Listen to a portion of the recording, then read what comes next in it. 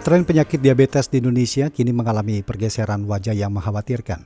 Laporan kesehatan terbaru 2026 menunjukkan bahwa penyakit gula ini tidak lagi hanya mengincar kelompok usia lanjut, tetapi melesat tajam menyerang usia produktif, remaja, dan juga anak-anak.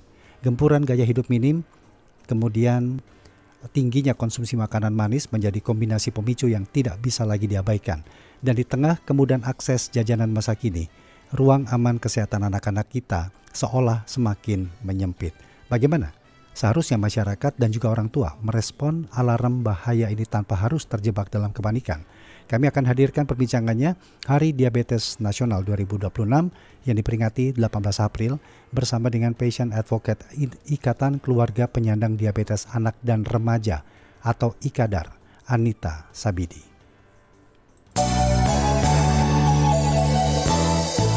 Wawancara Pro 3. Bu Anita, selamat pagi. Pagi Mas Redi. Iya, kabar baik ya Bu ya pagi hari ini ya. Alhamdulillah baik. Bu Anita, sebelumnya kami sudah mencoba untuk membaca ataupun juga mencari tahu tentang perjalanan Anda sampai di IKADAR ini. Dan mungkin di awal bisa diceritakan Bu, rasanya berdampingan dengan diabetes tipe 1 sejak usia remaja. 13 tahun ya Bu ya ketika itu ya? Iya betul. Iya, bisa diceritakan Jadi, Bu itu?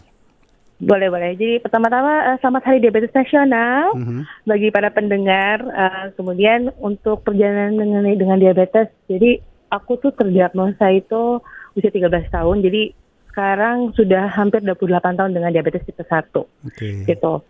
Kalau tantangan terbesar mungkin miskonsepsi ya. Kenapa? Karena orang kan pikirnya diabetes itu pada orang tua ya. Ternyata terjadi pada anak-anak gitu dan remaja. Jadi memang tantangan terbesar waktu itu adalah stigma yang ada, karena setiap kali aku bilang aku punya diabetes, orang tuh suka nggak percaya, masa sih kan masih muda. Nah itu mungkin challenge-nya di situ.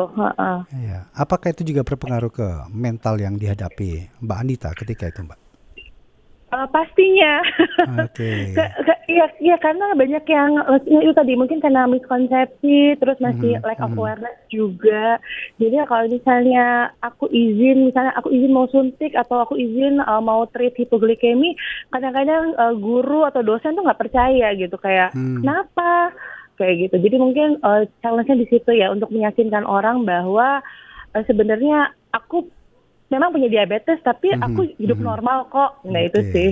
Nah kalau saat ini yang sering menjadi keluhan atau ketakutan yang sering dicurahkan anak-anak kepada IKADAR ini seperti apa ini Mbak Anita?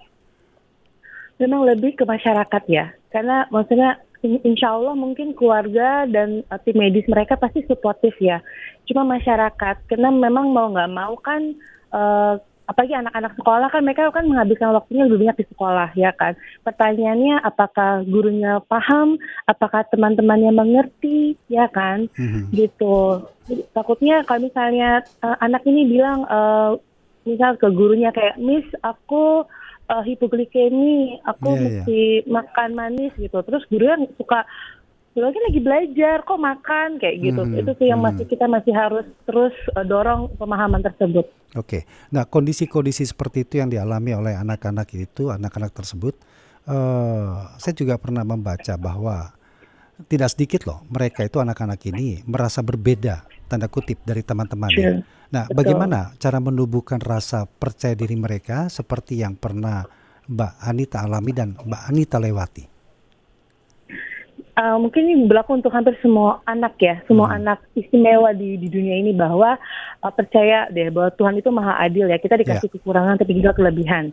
Jadi memang kita mungkin dikasih kekurangan, kita nggak bisa produksi insulin. Jadi pasti Tuhan kasih kita kelebihan lain gitu. Dan aku lebih suka kita pilih untuk berfokus di kelebihan kita gitu. Jadi aku nggak mau kita ditaruh dalam kotak-kotak gitu. Oh kamu diabetes, kamu nggak bisa olahraga, kamu nggak bisa ini. Padahal sebenarnya kalau kita dikasih kesempatan, kita anak normal kok, kita bisa kok, gitu sih.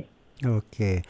Dan saya nggak bisa membayangkan ketika rutinitas yang harus dijalani ya oleh anak-anak tersebut, terutama dalam hal pengobatan yang mungkin lebih sering. Iya.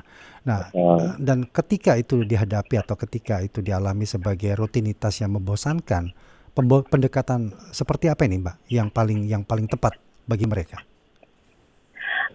Itu tadi mungkin kita balik lagi ke pengasuhan ya. Jadi kalau misalnya apabila sebagai orang tua kita percaya kalau anak kita bisa, anak itu akan percaya kalau dia juga bisa gitu. Jadi kita jangan dikategorikan sebagai karena kamu diabetes kamu nggak bisa ngapa-ngapain. Padahal kalau kita dikasih kesempatan, kita kasih kepercayaan, kita pasti bisa. Memang rutinitas itu seumur hidup ya. Jadi kita bangun tidur, cek gula darah, kalau tinggi koreksi suntik insulin, mau makan hitung kalori dulu, baru suntik insulin lagi. Seumur hidup gitu. Cara kasih semangatnya gimana? Cara kasih motivasi. Aku nggak bohong ya. Kayak aku sekarang motivasi aku adalah karena aku seorang ibu. Motivasi ke aku adalah aku mau hidup sehat sampai anak-anak aku tumbuh dewasa. Itu motivasi aku. Gitu. Tapi banyak kasus-kasus seperti itu dialami oleh anak-anak yang menderita diabetes saat ini. Di satu sisi karena kita ada CKG, program cek kesehatan gratis di sekolah-sekolah, ya. Jadi akhirnya banyak yang teridentifikasi lebih awal, which is very good, gitu. Akhirnya screening itu jalan, gitu. Aku mungkin ada kali dalam 1 bulan itu ada beberapa kasus new diagnose tuh ada pasti selalu ada karena ada CKG tersebut, which is it is a good thing. Kenapa? Karena kita jadinya kita tidak ketemu anak yang komplikasi dulu baru terdiagnosa gitu. Iya. Nah, tadi sempat disinggung lingkungan sekitar itu perlu memahami, artinya memberikan ruang bagi mereka. Sejauh ini bagaimana? Terutama di lingkungan sekolah sendiri. Apakah sudah cukup bersahabat, sudah cukup memahami untuk kondisi-kondisi tertentu yang dialami anak-anak ini, Mbak?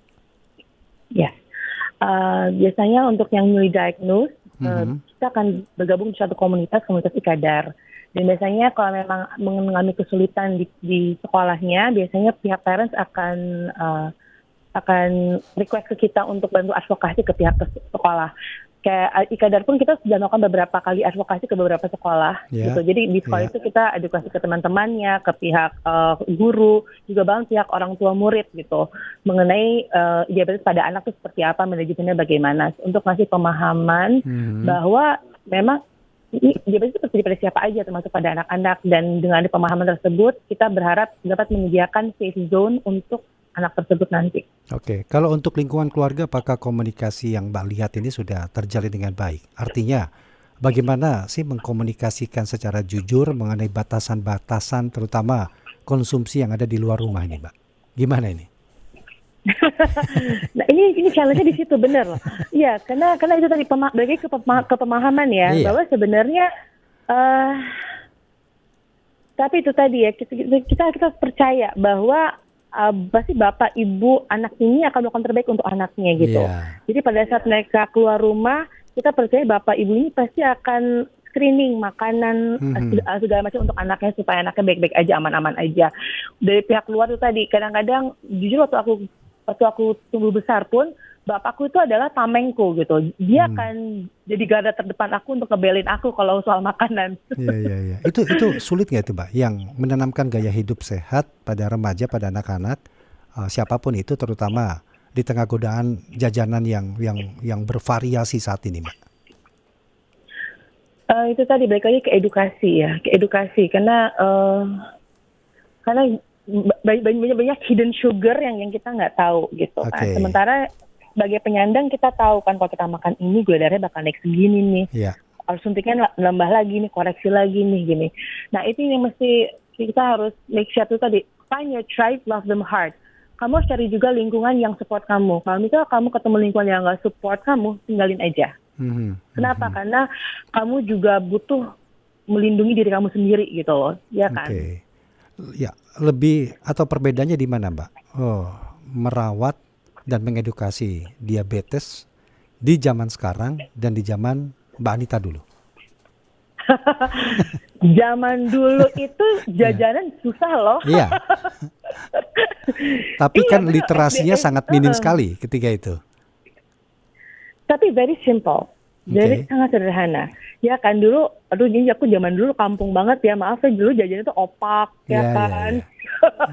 Terus jadi it's very simple. Jangankan minuman kemasan tuh nggak ada gitu kan, itu pasti sangat mahal kan.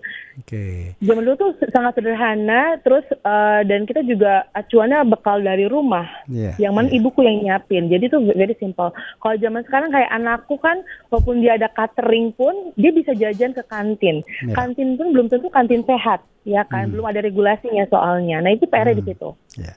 Anda juga pernah menyoroti mengenai label warna Nutri Level di setiap kemasan Yes. makanan ini, Mbak, yang diterapkan oleh pemerintah.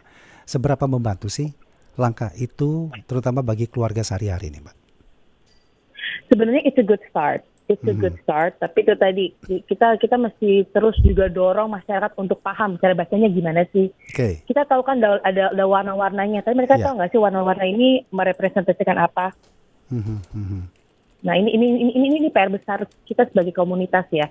Jadi kayak misalnya dari hijau tua ke hijau muda. Ternyata thresholdnya tuh main gede loh gulanya loh. Jadi kalau misalnya hijau tua kan gulanya itu di bawah 0,6. Ya. Tapi kalau Rendah misalnya ya, hijau artinya itu ya? muda, Mhm. iya itu rendah. Tapi pindah ke hijau muda Agak lebih itu tinggi. 0,5 sampai 10. Oh. Itu tinggi loh, jauh loh Iya, iya, lompatnya iya, loh. iya. Mhm. Ya kan jadi maaf 0,5 sampai 6 kalau nggak salah. Jadi itu Oke. lumayan tinggi kan gapnya kan. Nah itu tadi kalau misalnya kamu cuma berdasarkan warna aja, oh nggak apa-apa hijau muda, tapi kamu Iya. nggak tahu kandungannya berapa, itu bahaya. Iya, itu ada 4 level ya, warna atau Betul. A, B, C, D atau merah, hijau tua, Iya, hijau muda, tua, hijau muda, kuning dan merah ya. Betul. Jadi yang harus dipahami masyarakat dengan adanya langkah ini apa? Itu di angka berapa itu sebenarnya? Oke, tidak sekedar warna, tetapi harus dipahami Betul. juga seperti itu. Baik, iya, betul. iya. Dan itu sudah disampaikan. Dan bagaimana respon dari pemerintah terkait dengan pewarnaan ini, label warna ini, Mbak? Itu tadi karena ini masih baru banget ya, masih baru banget. Kita pun juga sudah saya bersama Aliansi Pangan Sehat, kita sudah audiensi juga ke Komnas HAM, ke KPAI. Memang balik lagi kita harus edukasi masyarakat. Tapi itu tadi karena ini sangat baru, kita juga mesti lihat nih respon masyarakat. Mereka ngerti nggak? Oke. Jauh mana nih ngertinya nih? Iya, Paham iya, nggak? Nah ini iya. PR-nya. Iya. Jadi pencegahan diabetes pada anak-anak bisa dimulai dari mana ini? Jadi untuk diabetes pada anak itu kita ada beberapa tipe ya. Jadi ada tipe 1 karena autoimun. Ya. Jadi itu memang nggak bisa dicegah. Ada tipe 2. Nah tipe 2 itu kalau pencegahan memang it's very complex. Jadi nggak cuma lifestyle aja. Jadi itu benar-benar kayak the whole system. Jadi nggak cuma lifestyle, jadi nggak cuma makanan, nggak cuma workout, tapi juga lingkungan sehatnya. Ya kan? Ya, Ibarat gini, kamu dorong anak untuk olahraga, tapi dia keluar rumah polusi udara, pulang-pulang asma. Dukung Oke. nggak? Iya. It's a whole system. Jadi nggak bisa cuma lihat salah satu faktor aja. Berkaitan semua berarti, Mbak ya. Iya. Betul. Baik, Mbak Nita, satu kebiasaan kecil yang mungkin bisa Mbak bagikan di sini untuk mulai mengubah yang bisa diikuti oleh semua keluarga tentunya, menjauhkan anak dari risiko diabetes itu apa? Langkah kecil atau kebiasaan kecil yang bisa dilakukan ini? Sebagai ibu, aku akan selalu bilang go to the basic. Basic itu artinya apa? Cari yang fresh. Masak yang jangan yang instan, tapi benar-benar masak utuh. Memang untuk ibu sekarang kan gampangan nugget atau sosis atau segala macam ya. Tapi ingat olahan itu banyak hidden sugarnya kita nggak tahu loh. Ya, tapi kalau kamu benar-benar masak ayam daging utuh, kamu tahu bentuknya, oke, kalorinya segini, karbohidratnya segini, kamu tahu hitung-hitungan. Tapi kalau misalnya kamu beli olahan, itu beda lagi hitungannya tuh. Itu yang mesti kita harus waspadain. Iya. Dan terakhir pesan semangat ya dari Mbak Anita langsung untuk seluruh anak-anak yang saat ini mengidap diabetes dan remaja agar terus berani untuk mengejar mimpi mereka seperti yang Mbak jalani sampai dengan saat ini. Apa yang bisa Anda sampaikan atau sebagai pesan ini, Mbak? Jangan pernah nyerah. Kamu pasti bisa. Oke, baik. Mbak Anita, terima kasih banyak Mbak ya sudah berbincang. Sama-sama Mas Rudy. Yang sangat menarik, senang sekali bisa berjumpa atau ngobrol dengan Mbak Anita di pagi hari ini, Mbak. Sehat selalu, Mbak. Selamat kembali beraktivitas di thank you akhir so much. pekan ini. Selamat pagi. Iya, pagi. Patient Advocate Ikatan Keluarga Penyandang Diabetes Anak dan Remaja atau yang disingkat IKADAR, Anita Sabidi, kami berbincang mengenai memperingati Hari Diabetes Nasional 2026 setiap tanggal 18 April. Wawancara Pro 3.